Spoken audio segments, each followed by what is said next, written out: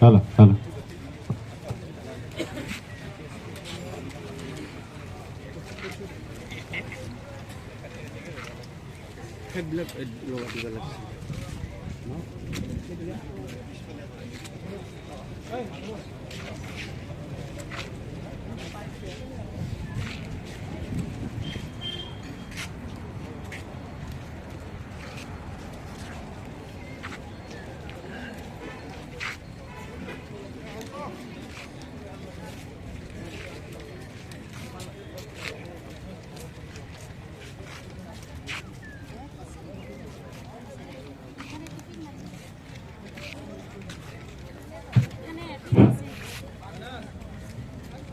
আজি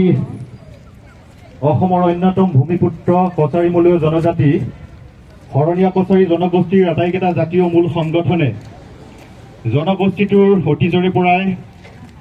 যি নিষ্পেষিত বঞ্চিত আৰু লাঞ্ছনাৰ সন্মুখীন হৈ আহি থাকিবলগীয়া হৈছে আৰু এই জনগোষ্ঠীটোৱে সংবিধানে প্ৰদান কৰা জনজাতিসকলৰ যি অধিকাৰ এই অধিকাৰ খৰ্ব কৰিবৰ কাৰণে কিছু সংখ্যক ন্যস্ত স্বাৰ্থ জড়িত ব্যক্তিৰ কাৰণেই শৰণীয়া কছাৰী জনগোষ্ঠীৰ জনজাতি হোৱাৰ পিছতো